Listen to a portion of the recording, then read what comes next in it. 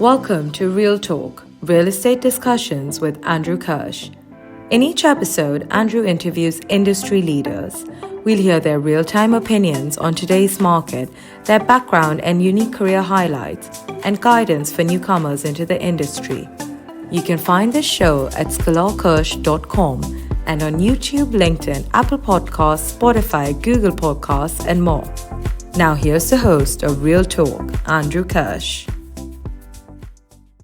Episode 15 of Real Talk.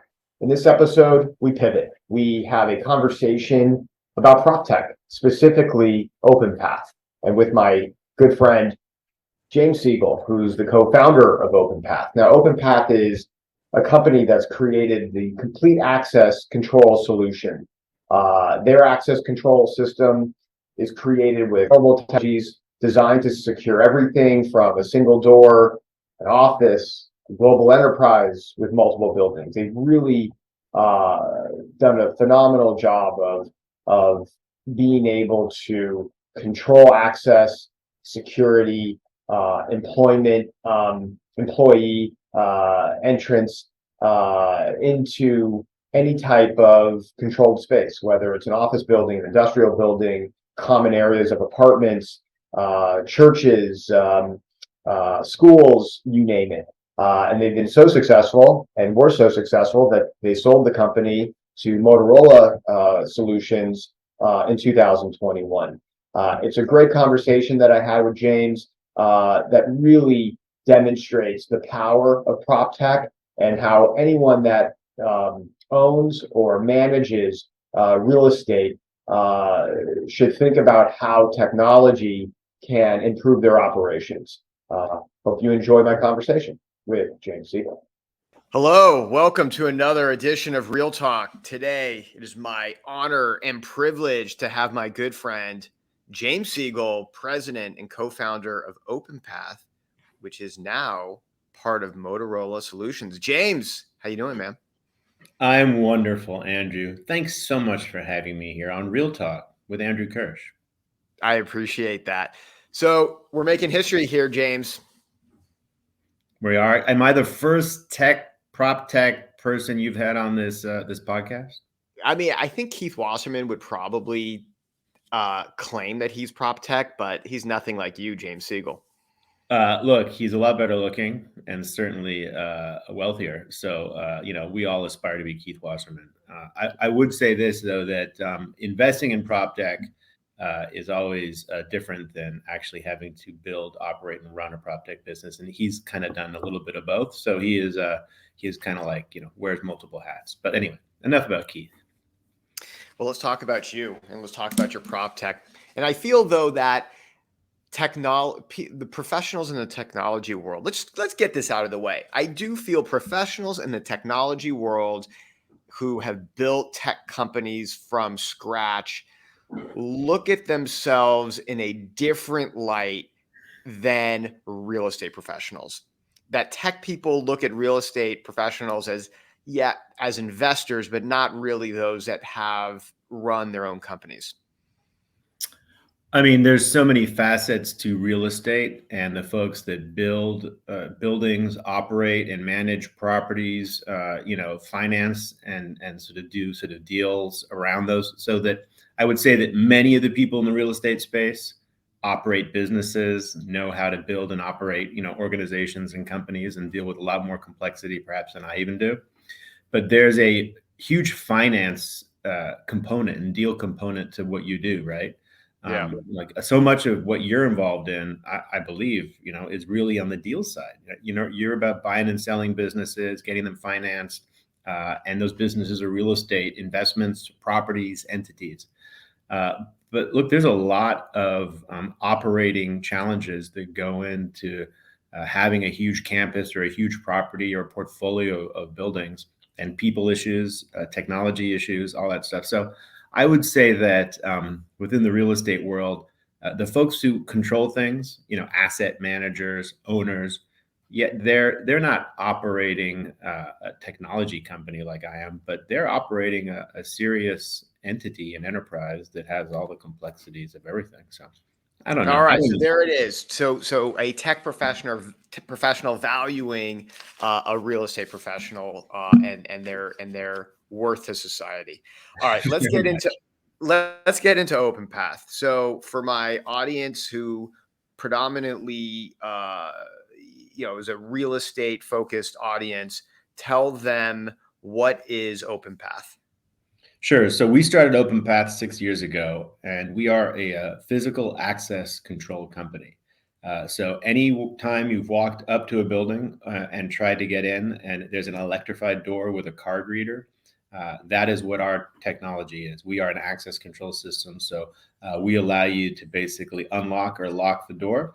It's a perimeter security protection as well as interior doors. And any kind of asset class uses access control. So you've seen it on schools, warehouses, ports of entry, apartment buildings, commercial office buildings, you name it, you'll find physical access control. We built a company that was a little different in how we approached that problem.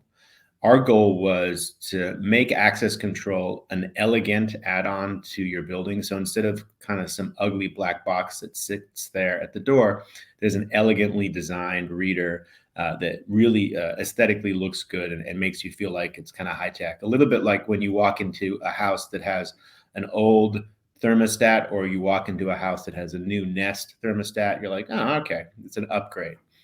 And then we wanted to make the functionality of the system a lot more intuitive and sort of consistent with how we live our lives day to day. So instead of having to carry a key card around to unlock the door every time, you can use your mobile phone. So we built technology into the phone and into the reader that allows you to not just have to unlock the sort of door with your phone, take out your phone, open an app, press a button and unlock it, but actually made it magical. You can keep the phone in your pocket.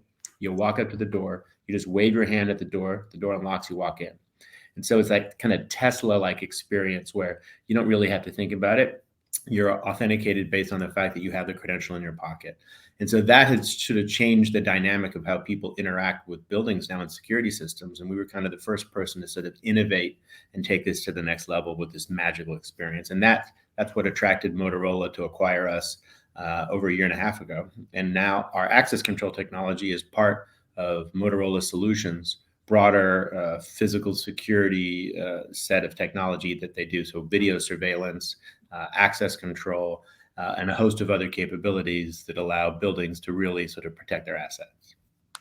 So 6 years ago, or longer, I would assume, you're sitting around, I don't know, your house, you're on the toilet, you're in the shower, you're in an I do all office. those things almost every day. I sit You around do my all house. those things. Well, I'm on the almost toilet, not every day, everything, but yeah. what was it? What was the light bulb that went into your head that said, this is a company that needs to be created, this is a solution or an issue that needs to be solved? So at the time, my business partner and I have built and sold, I don't know, 4 different technology companies over the last 20, 25 years. And every time we have a company, we have to build it from scratch. We have to get an office or multiple offices, hire people. And our last business, we had data centers all over the world, offices all over the world. And we were actually part of Verizon. We had sold it to Verizon. And so I literally had a bag full of badges to access all of the different offices and data centers that we would visit around the world.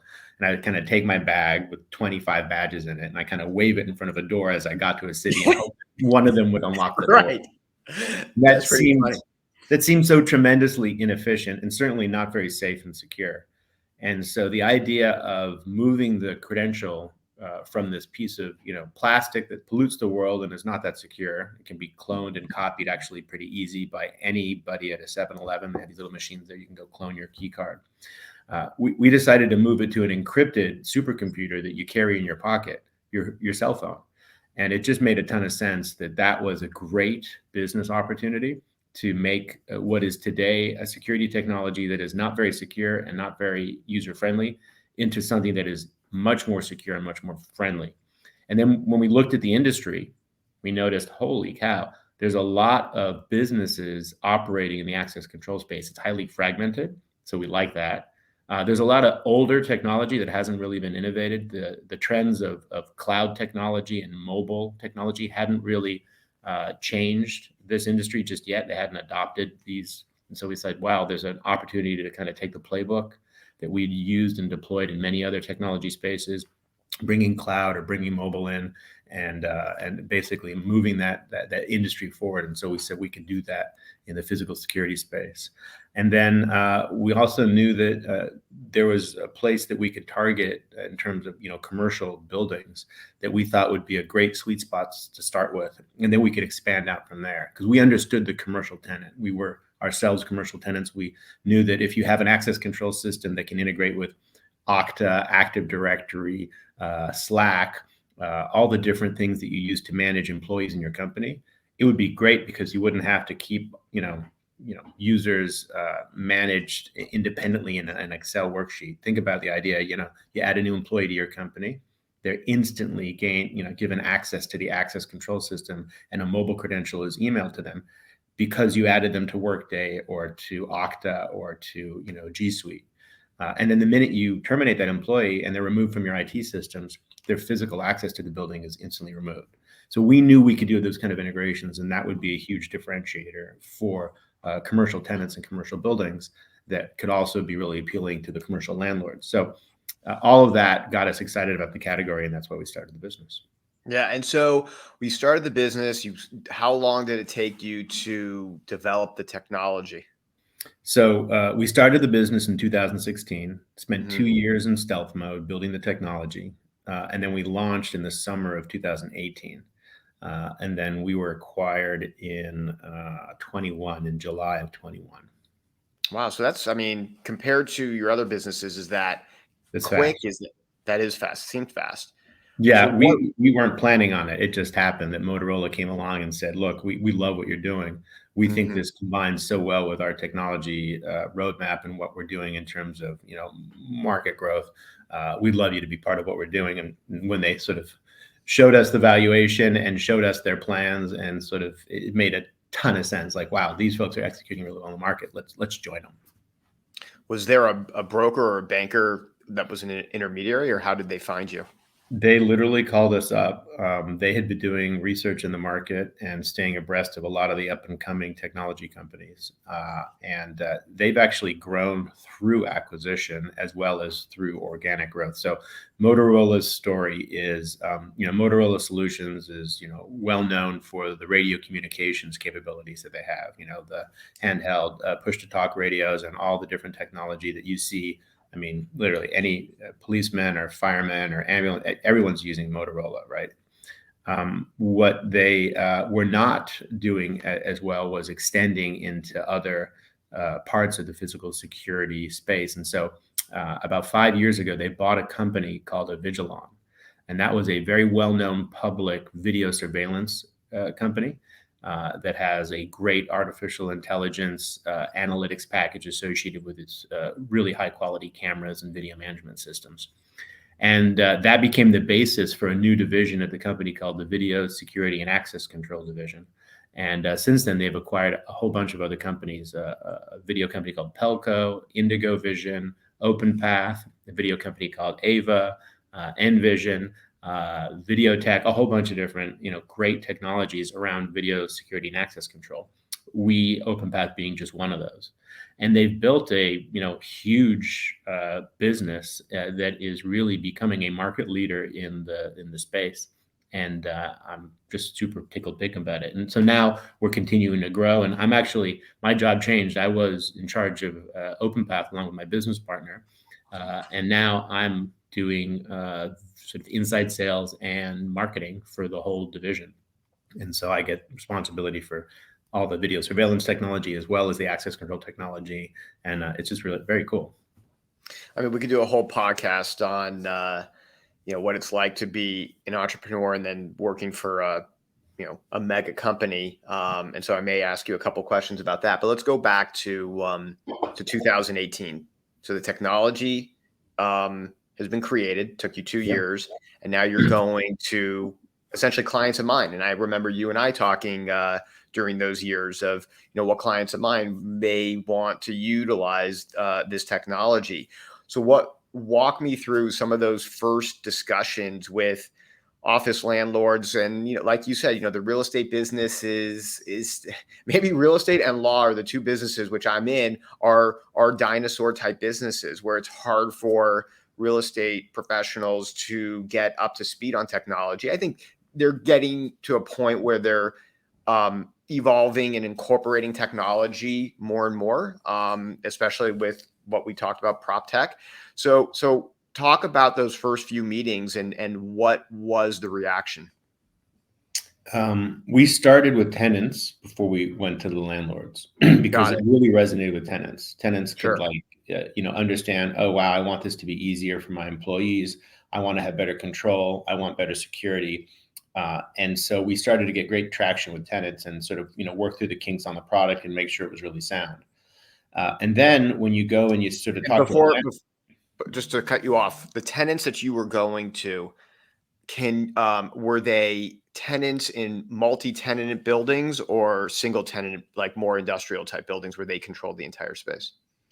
Both, but we would run into a problem, as you would anticipate, when we would go to a multi-tenant building, and the building had a legacy access control system, and there was not a willingness there with the property manager to, upgrade the legacy access control system. So the employee at the tenant would still have to carry two cards, right? One to enter their workspace with Openpath, and then one to enter the building with whatever legacy system they had. The good thing is we reduced the need for the card, at least for the Openpath tenant, because they could just use their phone. So now instead of carrying two cards, as they often would, one for their office space and then another for their building and for their parking, they were at least carrying one. But it became a conversation about, okay, when you go to the landlord and you sort of talk to them about what is it that they want to do with their physical security system, there's different stages, right? So there's net new buildings that are coming up out of the ground, and those buildings want to have the latest and greatest technology. They want to be future-proofed. So you want to make sure that you're building something that is really compelling and appealing to prospective tenants, and showing that you've invested in the amenities around prop tech differentiates your property. And it used to be a real cutting edge differentiation when a builder did that. Now it's kind of table stakes, right? So people expect tenant amenity apps. They expect the ability to have a lot of the different sort of visitor management, security, and automated parking systems, and a host of other capabilities, including access control. But it wasn't necessarily that way 5 years ago. And so there was an argument to be had. All right, specify us into the new build, but that wasn't going to sell me anything right away. It takes a year or 2 years to come out of the ground. Then there were buildings that had a capital budget that was sort of in process of taking an 8-year-old or a 9-year-old access control system and upgrading it. And so there's always about 10% of a given portfolio of real estate that is going through an upgrade cycle. So it's a matter of catching those property managers at that moment in time when they're evaluating a system to upgrade to. And when they looked at ours, it was a no-brainer because clearly it's a lot easier to use, it's a lot more efficient. It reduces their need to have on-site property managers constantly, issuing credentials and giving them out. A lot of these buildings, they'll actually have the parking team, which is a separate management company, managing the credentials for the building so that the end users only have one. And so they have to create an Excel list, put it on a thumb drive, walk it down to the parking office, have the parking person then put it into the local computer, issue the credentials. And that process takes like a couple of days, and it's a pain in the butt for the property manager and for the parking person and for the office manager, the tenant. And so now the fact that it's all automated, all in the system, all on the phone, just made it a lot easier. And that friction reduced the burden on the property manager. And of course, the system was just less expensive as a result of not having to charge for cards and not having to deal with the upkeep of a server on site and all that stuff. So there was a compelling value prop, but I was only talking or addressing the net new buildings and the buildings that had a budget to, capital budget. The rest of the folks, they were hard pressed to take something that wasn't really broken and upgrade and fix it. And so that's when COVID changed everything. Mm-hmm. So if you go to kind of the next chapter in the story, we went from being a nice to have to a must have, because during COVID, it became very clear that nobody wanted to actually, go into the building anymore. And you had to have the ability to remotely manage the security of your office space and all the doors if you're a tenant, and then all of the doors, internal and external, if you're a landlord. And with our technology, because it's web-based, it's cloud-based, you can access it from anywhere. You suddenly have all these remote capabilities where from your phone, a property manager can just basically lock down a floor, an elevator, a door, can send a credential to somebody, can enable all these capabilities without having to go into the building, go into the security office, boot up the computer, log in, and then, add and create credentials and do all these things. Imagine, when COVID happened, every schedule on every common door changed, right? The elevator schedules changed, all the schedules on the lobby doors, the loading dock schedules changed. And these are all doors that are on, they lock at certain times and open at certain times. So all of that had to be redone. And the fact that we had technology that made that so much easier, plus was an enhancement to the tenant to let them come and go, it became a much more obvious choice to now upgrade the system to Openpath. And so that was a big help for us. Yeah. And so were you just inundated with calls from landlords for help? I mean, as opposed to you knocking on people's doors, they were proverbially, in the proverbial sense, knocking on yours? I would love to tell you they were knocking on ours. The landlords at the time didn't know it existed, so they didn't know to knock on our door. So we spent a lot of time getting in front of them.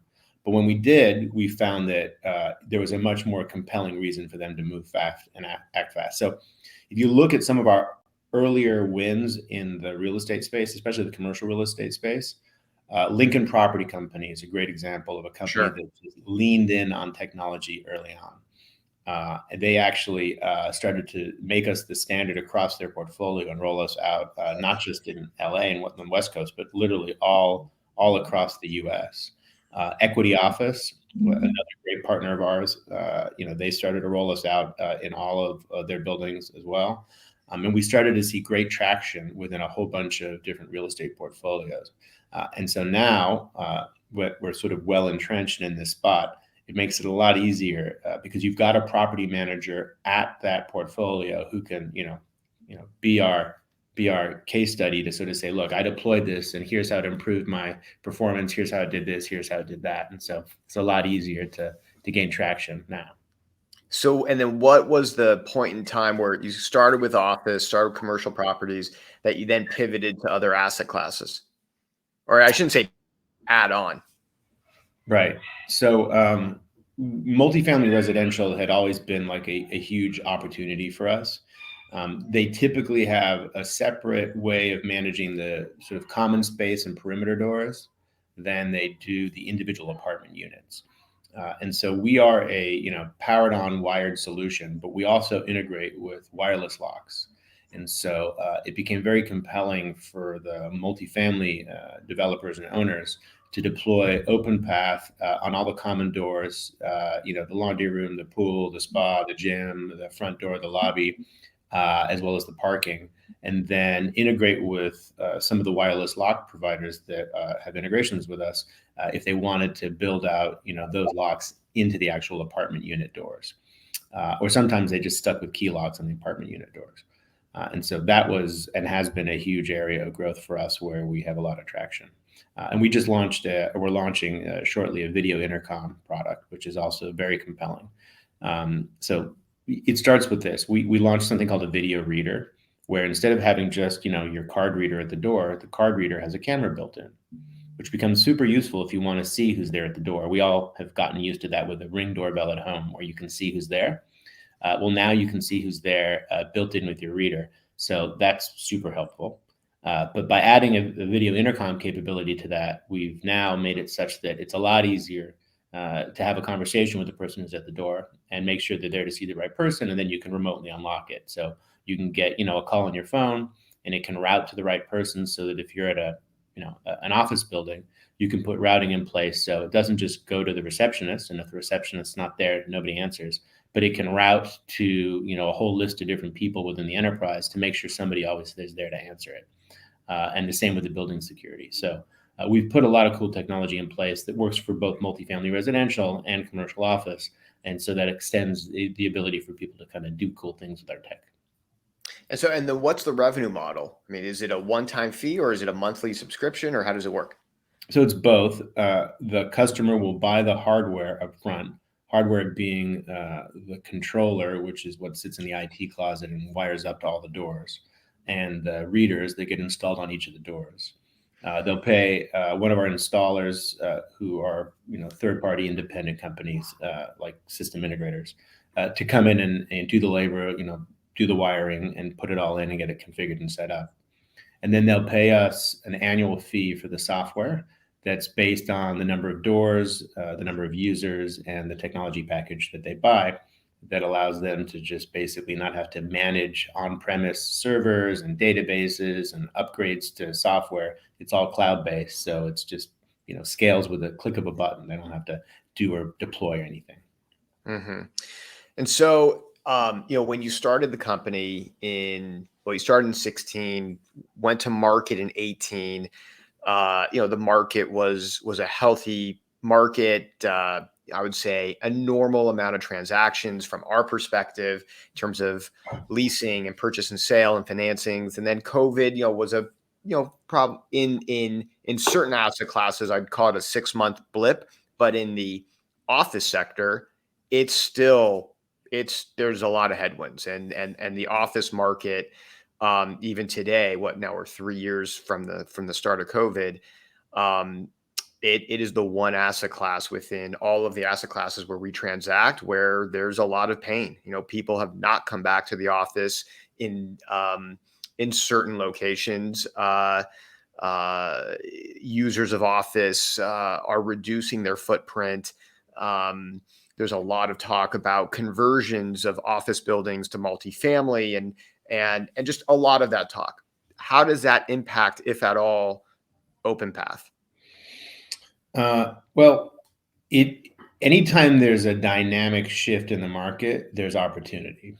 And so we've seen that as a result of the downsizing of a lot of larger corporations in their physical office footprint, there has been an increased need for our technology.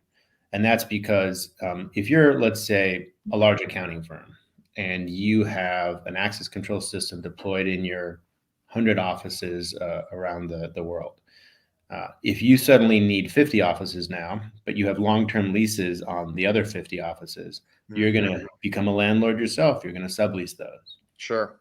You're going to have to rip your access control system out of those offices, however, and let the new tenant put one in. Or you as a sublessor are going to have to find a way to make your access control system multi-tenant so that you yourself can manage additional tenants on your access control system. Those legacy access control systems aren't set up to do that. Ours, however, is. And so you can basically, say, look, do I go ahead and rip all of this capital infrastructure that I've deployed in all of these spaces out so that now I can try to get a tenant on board who's going to say, hey, I now have to go buy an access control system and put it in. You're going to have to pay for that.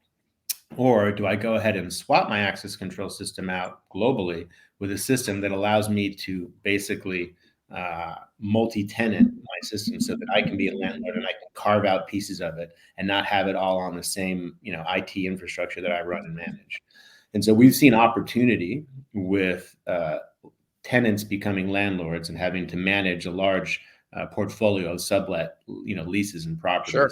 Because our technology helps them with that. The other thing that we've seen is there's an increased desire to remotely manage in this new sort of economy, right?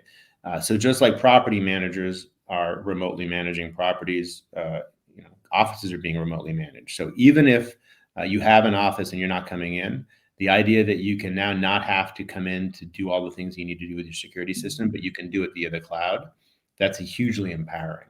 And so migrating to a system that's cloud-based like ours makes a ton of sense. And so we've seen that happen for both our physical access control systems as well as our video surveillance systems. The on-premise ones that require you to go into the office, log into a system, manage it remotely, are all less compelling to the modern business owner than these cloud-based systems that we're running right now. So again, within this sort of turmoil came opportunity. However, the net new office leases being signed is substantially down, and that was a driver of new business for us. And we've shifted a lot of our business to multifamily so that we continue to gain traction in the office space, and especially with the large portfolio owners of commercial real estate who want to make their product differentiated and flexible. And we've grown substantially at a higher growth rate in the multifamily space.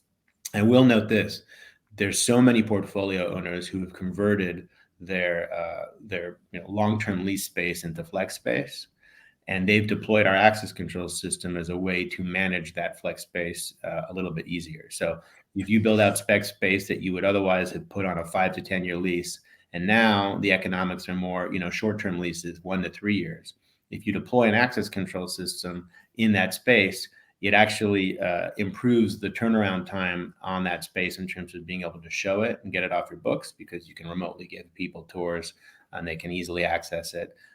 But even better, you can just basically in the cloud change it, and so you don't have to wait another extra month for system integrators to come in and rip out a system that was in before, put in all new wiring and all that stuff. So we've improved the time to get that product off of your books and leased. Mm-hmm. So in the commercial space, is a higher percentage of your customers the landlord or the tenant? The tenant. And then as you go into other asset classes, is commercial still the primary, like the largest asset class of real estate as a customer base?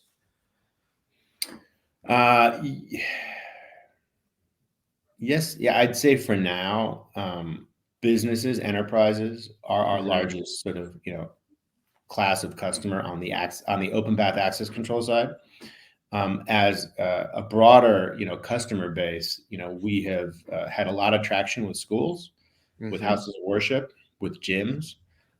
We've had a tremendous amount of traction in industrial, where there's these office parks that have both a combination of office, industrial, and retail, and like we've kind of seen folks really want to deploy a single system there.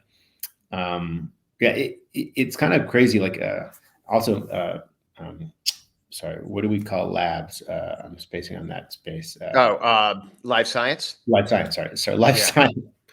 Life science has grown really, really fast over the pandemic, especially. So we have a whole. You have to talk the real estate lingo. I know. I'm spaced for a moment there. Yeah. So everything's kind of growing at a good rate. I'd say schools in particular have been really, really. So when you say schools, like public schools, private schools, colleges. K through 12, more so than EDU, but there's been a huge investment because of all the security challenges, unfortunately, that we run into at schools these days in the K through 12 space, to really sort of lock down and securitize these school campuses.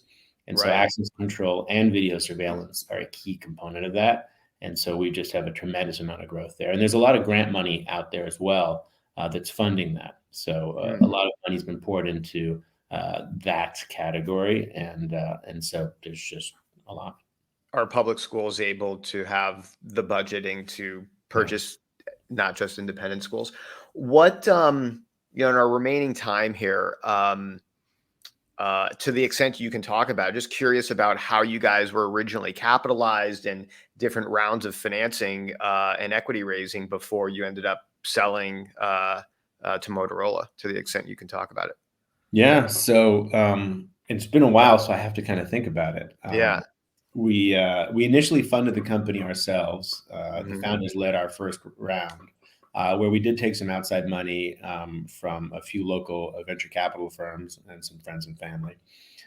And then a company called Emergence Capital, which is a really well-known sort of Silicon Valley-based venture firm, led our first institutional round, which was our Series B. And I think they put around, that was about a $20 million round. So about 7 in our first, about 20 in our second. And then our next round after that was led by Graycroft, which is a really well-known venture firm. And we had some strategic investors also invest in that round. That was Lincoln Property Company, Allegion, which is a big lock manufacturer. They make Schlage, if you're familiar with that brand, Van Duprin, and a bunch of others. We had a decent amount of money that we raised, I think at the end of basically at the beginning of 21, we were, sitting on, quite a lot of money that we had raised in a pre-COVID round. And we're just growing at a really good pace and did not expect, again, to get acquired. But Motorola came along and made us an offer that just made too much sense. You could not refuse. So I alluded to asking this question, so I'm going to ask it now. What is it like working for a large company, and in all of your other ventures that you went round trip? Did you spend any time working for the company that ended up buying you? Yeah. So when Verizon bought us in the last company, we worked there a year and a half. Okay. So you're used to working for a big company then? Yeah. And then, prior to that, we'd worked for the companies that had acquired our prior ones. I started off my career at Mattel Toys, which was obviously a pretty big company, and was a brand manager there for Hot Wheels. So that was a ton of fun. But yeah. I will tell you this, Motorola Solutions is a very focused company that has very clear objectives and is absolutely committed to hitting them. And that is something I really like. This is not a company that changes its strategy every year and kind of, has to constantly pivot and and I've been at companies like that. So Motorola Solutions knows exactly where they want to go. We are a part of that program and that plan. And the fact that within the division I'm in, which has grown tremendously through acquisition, many of the founders of the companies that have been acquired are still there in leadership roles. It's kind of a proof positive that this business knows how to acquire businesses, motivate the founding teams to sort of stay on board, and has a clear understanding of what they want to do in this market to be market leaders. So I feel like the reason we were growing at the rate we were and committed to our mission at Openpath was because we felt we could change the industry. We felt we could become, this multi-billion-dollar market leader. And the fact that Motorola came along and said, "Hey, I can get you there faster if you join up with me," that made a ton of sense. And so we're in the process of achieving that goal now. And I feel that we are really changing the industry for the better, at least in the physical security space. So for me and the rest of my colleagues, we're all really excited. So look, every day that I get up, I skip to work, and I'm pretty pumped about it. And I really do like it. So I have to say that, I hope nothing changes. Well, you're a great skipper. I've seen you skipping around town. All right, I always like to end my podcast with a lightning round. I will try, and everyone knows that I literally have no script, and usually I do it with real estate professionals. So here I go with a professional in the tech business. So let's try and do it. My first question is always, if you weren't in the real estate business, you are not in the real estate business, you're in the tech business, and you've had so many different round trips. So I don't know, Nate, give me one profession that you would like to be doing that you haven't done yet. Improv comedy. I would love to be an improv comedian, just, playing all day and doing that. That would be tremendous. You would crush it. I'd sign. I'd pay at least $5 to watch you. That's $5 more than I have now, so I will take that. Yeah, says a guy who sold his company to Motorola. An asset class that you haven't yet penetrated that you feel your technology would be just gangbusters for? I don't think that we've penetrated healthcare to the degree that we need to or could, and that is a huge opportunity. The idea that you don't have to touch a reader with your hand, that you don't have to be troubled by wearing a badge. Every medical professional in a hospital is carrying around a phone, and they need to be sterile when they go into the ER or they go into the surgery. And the idea that you can just have a contact-free access that is secure. That seems to be a great fit, but we really haven't penetrated that space yet. And I think that's just because the selling cycle is so long, and they really want a solution to be well hardened and proven. But we'll get there. Besides Openpath, what technology have you seen that can just completely be a game changer in the real estate industry? The stuff that I'm seeing on the video AI, artificial intelligence side of the house here at Motorola Solutions has blown my mind. How would it work in the real estate world? And so you think about, the cameras that you have set up in your buildings today that, let's say, do a function. So license plate recognition, you get a camera that's set up and it can basically, track a car coming in, authenticate that that car is legit, and open the gate and have that car. But that can also do, we have that at our building, at our prehistoric building. We have that technology. There you go. So that camera, as well as the ones that are all over the building, can do so much more for you, right? So those cameras inherently are sensors. So they have the ability to manage and monitor temperature. They can understand noise. They can do a host of different things around, looking at the different objects that are coming in front of it. And so if you think about occupancy management, right, if you think about a manufacturing facility that is wanting to make sure that you keep noise at a certain level, or if you have temperature sensors because you're storing things in a warehouse or in a specific part of your facility that need to be at a given temperature, the ability to sort of have your cameras become sensors and that feed into an AI system that tells you so much more information so that you can proactively manage your space, I think that's tremendously powerful. So, yeah. Interesting. All right, last question.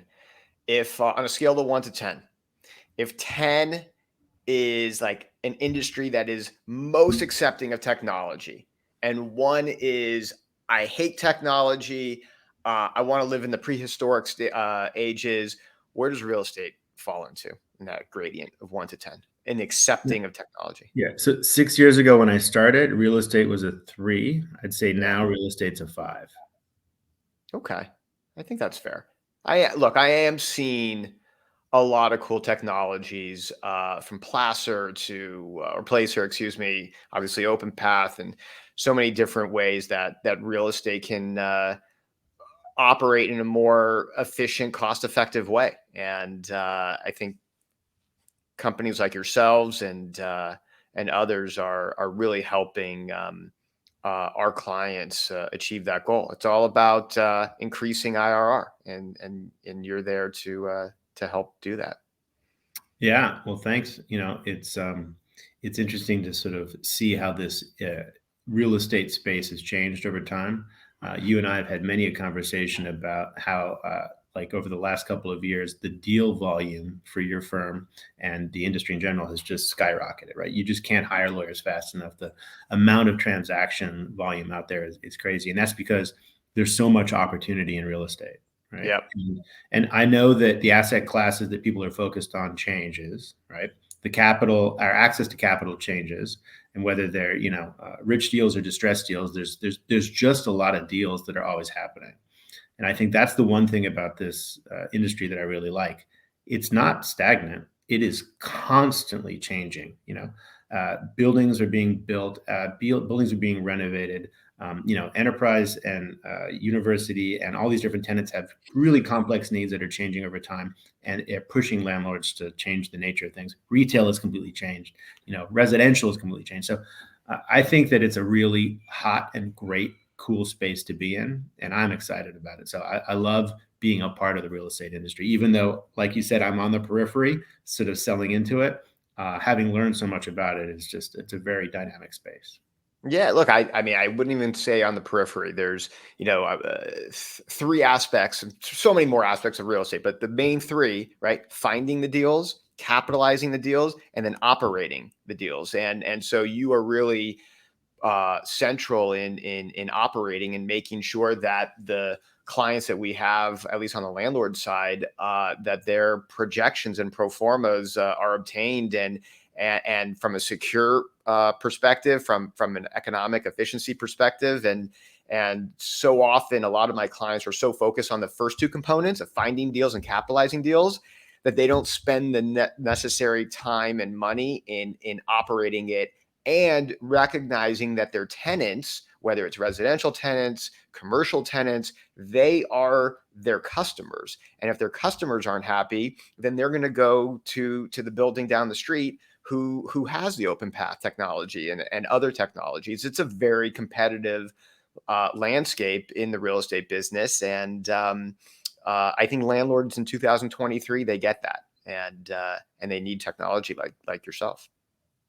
Yeah, So, couldn't agree more. Well said, Andrew. Well said. well, I could be a spokesman for Motorola Solutions on behalf of Openpath. James, you're a good friend. I really appreciate you coming on and really educating our listeners as to Openpath and the technology and all the services that you can provide. And just love being able to spend some time together.